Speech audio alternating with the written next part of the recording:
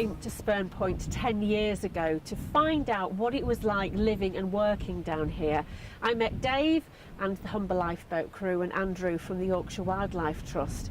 But in the 10 years since my last visit, many things have changed, not only altering the landscape, but how these people work down here. And it was all thanks to the tidal surge in December 2013. So I've come to meet Dave and the crew and Andrew once again to find out how Spurn has changed. We all know when we move to Spurn Point why we're coming, and we're here purely for the lifeboat. We come with our families, which makes it interesting for them because Dad's at home all the time. We work 7 days on duty and we get 1 day off. Our day off is 8 in the morning till 8 the next morning. Our 7 days on duty we cannot leave the station.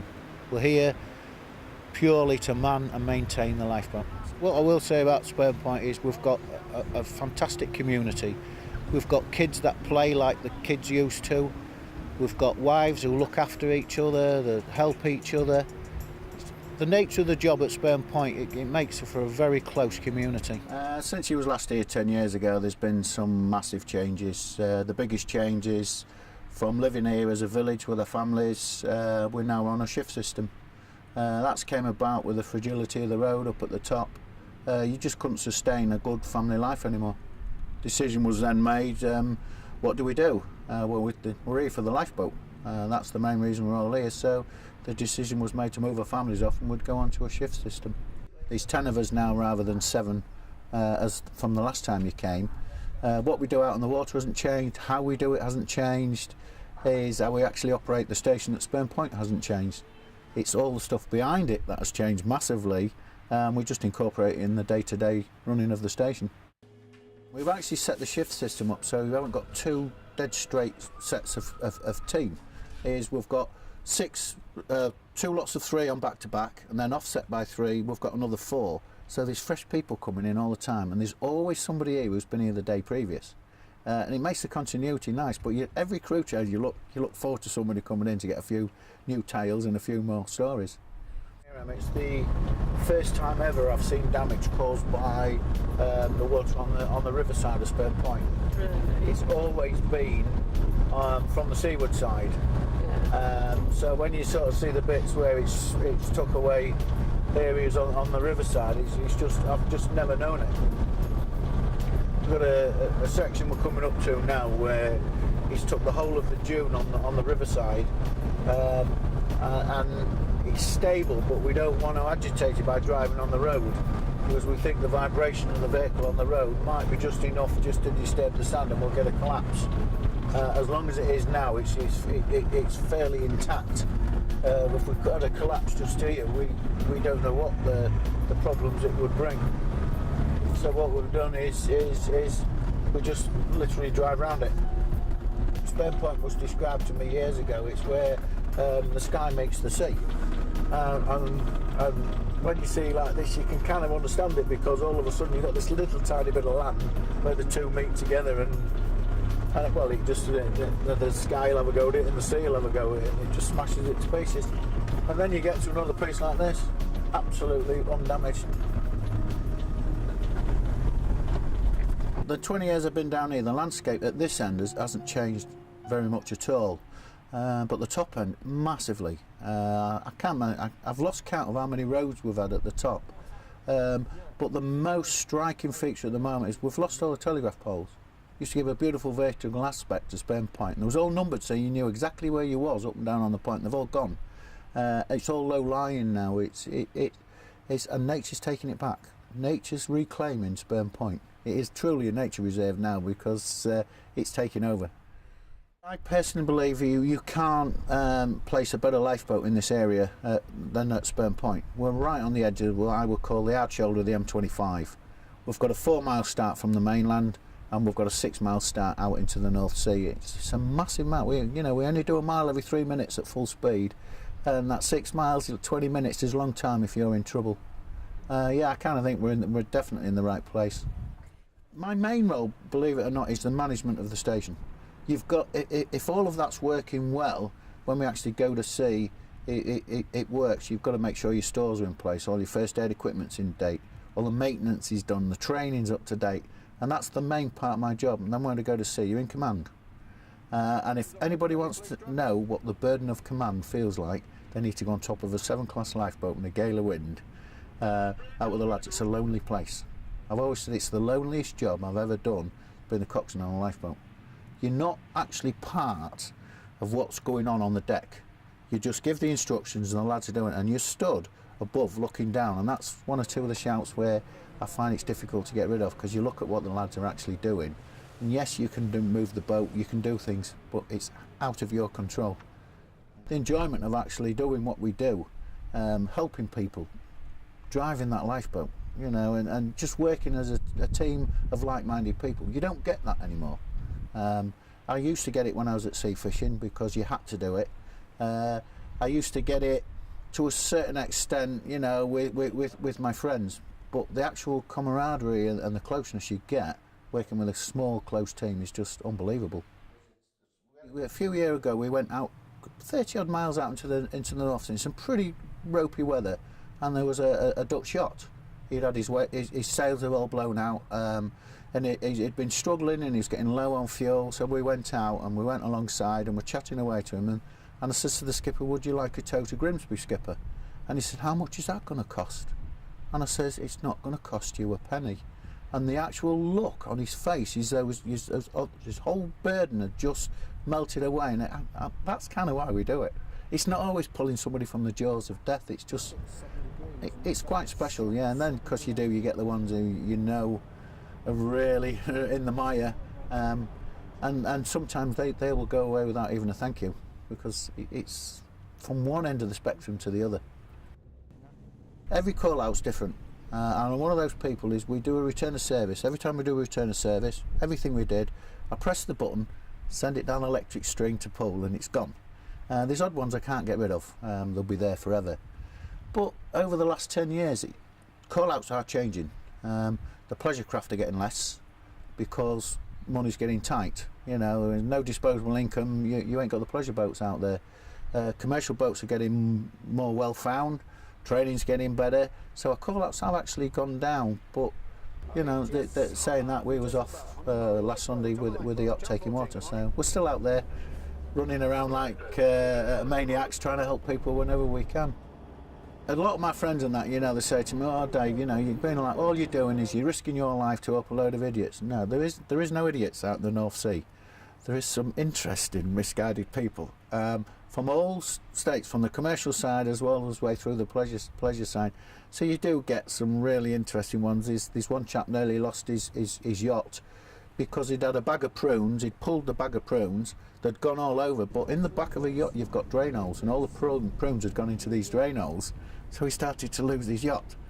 These those ones, I get a lovely smile.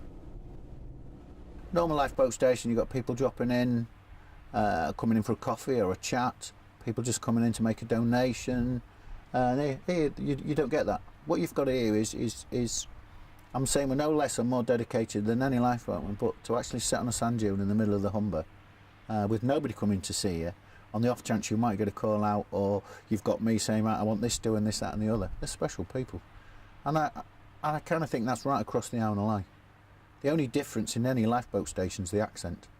And you've seen on my new crew, we've got every accent going now, so you know, we always joke we've got more cap badges of different lifeboat stations here than any lifeboat station now. Hard port now. Aye. Have you got the tug, starboard sides, and one on the inside of it? Roger.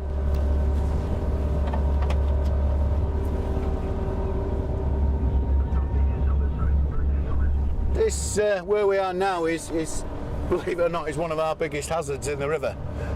We've got the Hale Sand Fort over on the south bank, and over here in the middle of the river here, we've got the Bull Sand Fort.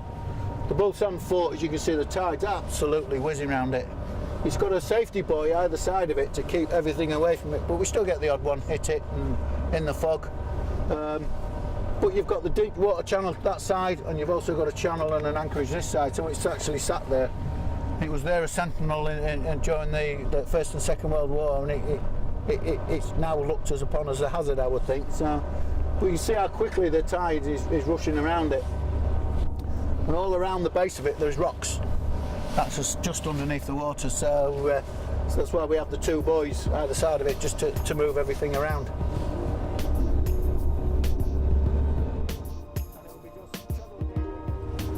Proceeding.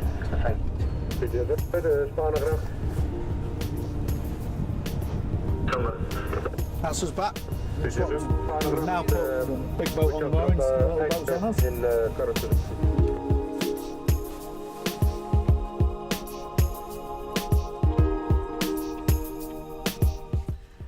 I'll have to retire one day.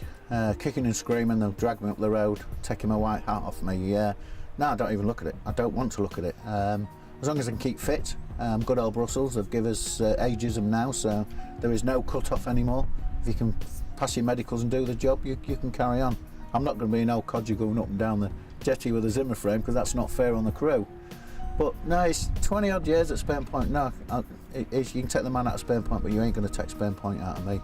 I've only moved to Easington, which is only 8 miles away, and I might as well have gone to the moon. It's just so alien to me. I really understand what institutionalised means now. So. Join me after the break when I catch up with Andrew Gibson.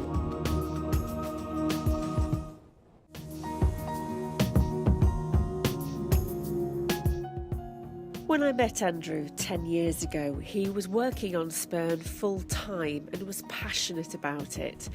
Today, he's still as passionate, and though his job has taken him elsewhere, he still loves coming back to the place I'm sure he calls home. Despite the tidal surge, Spurn is still there, though always under threat. For me, you're always one tide away. It's, we had no control of that. The weather system's come along and that happened. The movement will be slight.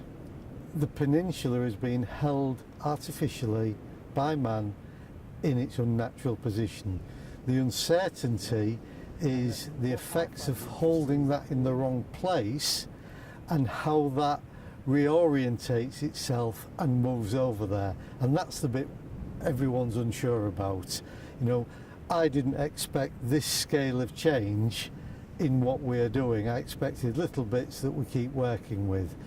There are areas down the peninsula where we're going to get further significant change. Now, will that change alter what happens in this location here?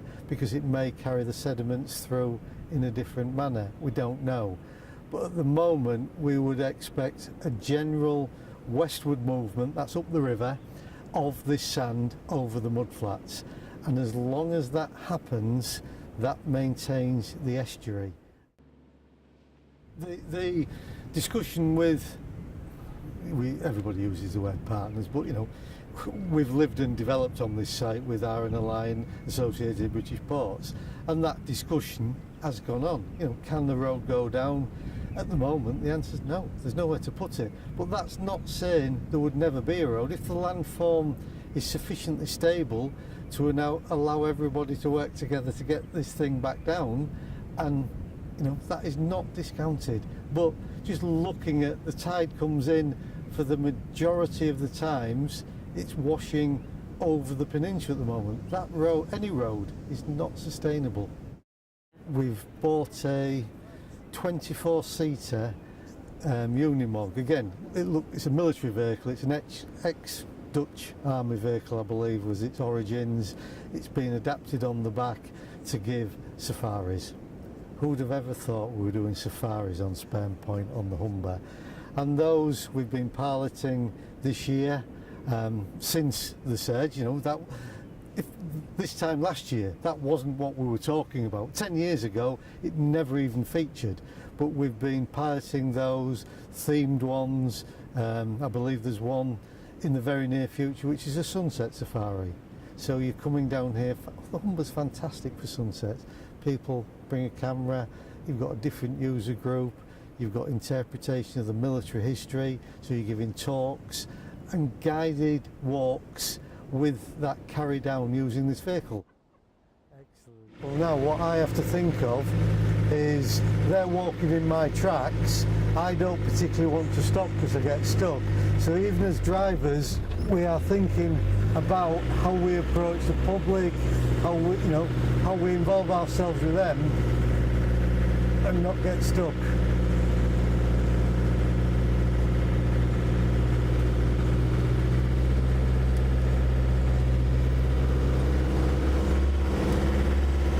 We've come to one of the higher points on Spurn. So this is just south of what was always known as the Narrows, and there's a clue there, it's the narrowest point. And we're in among the blocks that were dropped in, I think, in the mid-80s. So these are Tang Blocks. Their original use was to defend the peninsula in the 1940s. That function had finished. The road was felt it was under threat from erosion, so the blocks were brought here and they were dumped to hold a line, an artificial line that has affected what the peninsula wants to do now. And in that surge of December, the tide was so high, it was up these blocks, and it actually sucked the sand out from between them. So these blocks have started to fall and drop back down onto the beach, and the consequence of that will be that this high part breaks down. Now, the effect of this high part breaking down may alter the dynamics of the low part that's washed over. So we've got a man-made structure that may affect the semi-natural occurrence that is going on the washover, and we're monitoring it. We aren't sure what it will do, but we have to plan for that is going to happen. 10 years ago, Andrew and I talked about Spurn's future and the changes that could happen. One of the changes that did happen was the meadow we sat in flooded. For future generations to enjoy, Andrew has his own theory. I think it would be there would be pieces of similar habitats. There may not be this actual habitat that we're sat on with the chalk influence. It may not be in this location, in this form, but I can't see it disappearing. Maybe the next ice age will reform the whole of northern Britain and Spurn will disappear, as Lake Humber disappeared from the last ice age when it broke out and it formed the River Humber. But no, I think the geographical structure is here for a very, very long time. People expect to see things as they are familiar and used to it, and the Trust is managing that natural change. We have our own ideas on what we want. We have a mosaic that we hope to maintain within this peninsula. That mosaic has been readjusted by the sea. So we then work with that mosaic. And for us as a trust, it's about introducing people to value that nature and value the environment and want to be part of that.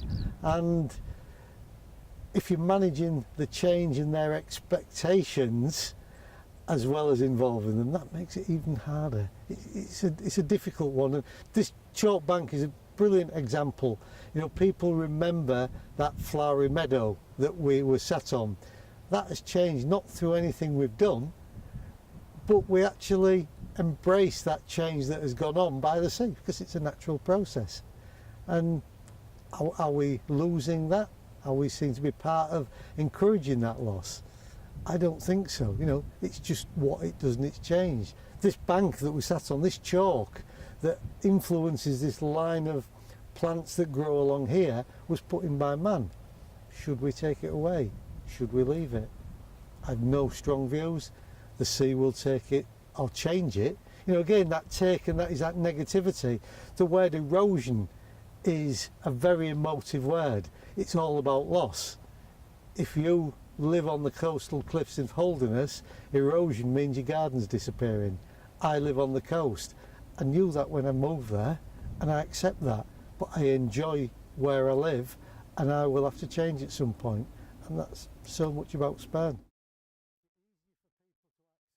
The intention is to have Spurn Nature Reserve as a gateway site for the Yorkshire Wildlife Trust. Now, it's not just one site in isolation. It's got a series of wildlife sites along the Humber, Welwick, Paulholme Stray, Skefflin, all these areas of the Humber marshes, which is where I'm working now with a grazing project through the Wren Biodiversity Fund. That's a big word for me to say. But you know, we look at that, and again, it's that preserve. Are you preserving Spurn? We're working with Spurn, and that fits into this living landscape, this network of sites on the north bank, as there are on the south bank with Far Ings, and all that area that's developed that people go to, enjoy, have access to, have a story told at water's edge. We're doing exactly the same on the north bank, but it's very, very challenging with this changing natural environment. The sands every day move along north to south longshore drift along the peninsula. Some of the other material comes out the estuary with the wind-blown sands going onto the dunes, but the embryonic dunes you mentioned are the ones we've looked at on the seaward side. So you get a little bit of fishing net or a bit of rope or a bit of reed, and that has a little bit more build-up and stability of sand, and within that grows some seeds of sea couch, sand couch, marram grass, all these plants that I can mention that grow in that dune system, and they manage to get a toehold for the season, and they drop more seeds or the root system's there, and if we get a really benign winter, then they stay there with a head start for the next year. If it's very, very rough, they get washed out, but when they get washed out, their seeds or their bits of root system get carried further up the beach, and it's maybe put behind another bit of debris, and then that whole process starts again. But you can have the next stage, which is your mobile dunes, and those are the big dunes that you see on Spurn. So if those embryonic dunes stay there long enough, the mobile dunes then kick in, you know, then get a better hold, and we see that start to build up. For Andrew, Spurn is still a special place and always will be. To me, it's still about big skies, change, thinking, understanding, and sense of space. So the Humber region, in my view, it's about that breakwater, that divide between the North Sea and the Humber estuary that gives that economic growth and value to the deep water shipping channels, and also that mosaic of wildlife that is fantastic on the Humber. You know, it's everywhere.